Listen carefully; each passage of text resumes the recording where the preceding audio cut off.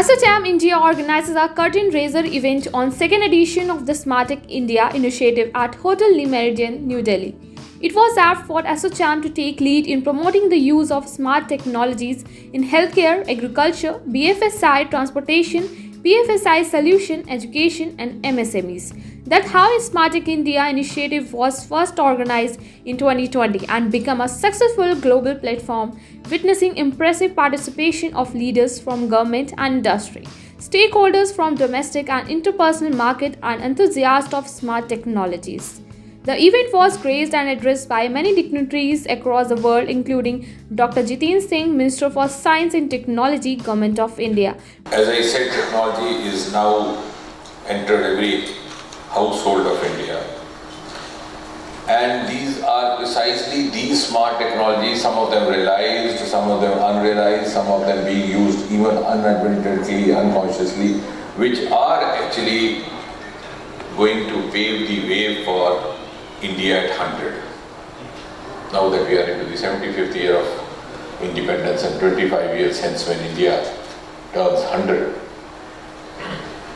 it is basically going to be technology-based ascent, which has already actually begun. If you look at, for example, areas like space, we took off much later than some of the more advanced nations, including the USA and the USSR, were already at the verge of landing on the surface of moon when we started. But today, the pictures obtained by our Mars mission are being procured by NASA. So in a way, we have already, the process of ascent has already started, the process of taking over has already started. And in more ways than one, we have also excelled, which is also a tribute to the Indian capacity of acquiring a technology without having enough infrastructure or facilitation for that. For your participation at the ASSOCHAM in Smart Tech India 2021 curtain raiser. The COVID-19 crisis has brought about years of change in the way companies in all sectors and regions do business. Various facets of our life have been changed for the foreseeable future. Technology turned a savior as it assisted in managing the crisis effectively. Smart technology has now become a way of life. We are getting used to our homes and lives being filled with smart Wi-Fi devices that are capable of communicating directly to the apps and voice assistant technology that works on our voice command. I think when we talk about the word smart tech, what immediately rings the bell and comes to our mind is all gizmos, right? All fantasy land. What used to be sometimes a dream or something which was more filmy, today it's all reality. Whether we talk about the smart watches, the healthcare that we are able to see. As we speak, I'm sure there must be some doctor who will be doing remote surgery where some patient might be sitting somewhere in the village, tier 2, tier 3 cities. And as we speak, there are connected cars which has made our journeys more safer. We are able to save fuel.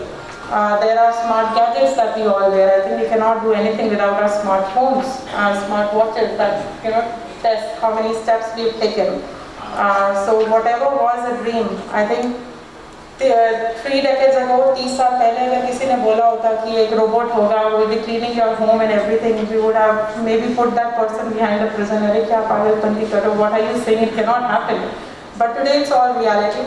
The second thing we want to say is like the way the government operated. We have done a survey last year, which is called as National E-Service Delivery Assessment, but within the since we launched this report also.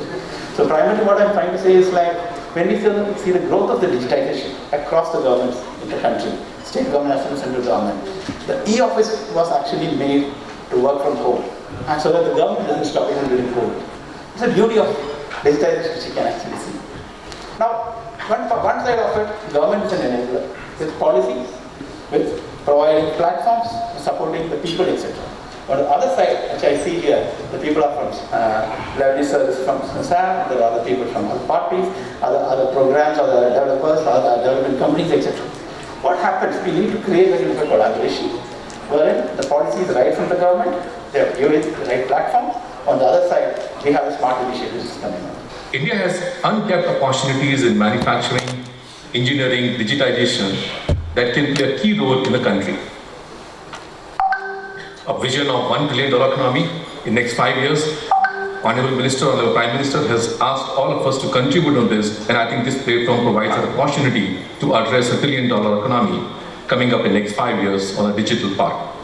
To accomplish these targets, Karnataka has started our Karnataka Digital Economy Mission, is to bridge the gap between the government of Karnataka and industry while picking up the largest and growing sectors of digital economic growth in the country. We see the growth of IT, ITS, GCC, BPM, ER&D, and the electronics and manufacturing. All of these as a horizontal layer as a smart tech. The more important point is how do we apply technology and how do we make the technology application. So one dimension that is coming up, we have been so used to, and what's going to come our way, we have been so used to the thought process of improving operational effectiveness using technology. Taking an example, in the public transport systems, we were used to increasing the fuel efficiency, the mileage, the pollution.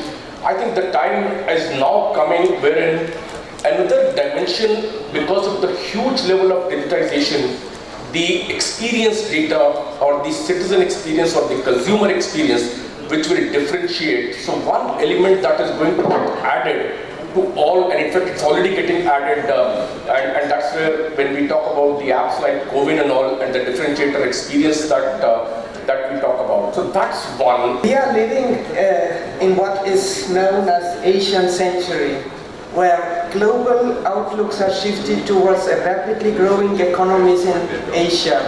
And I assure you that my country is fully synchronized with this trend. As for the last few years, Estonian exports to India have been growing considerably.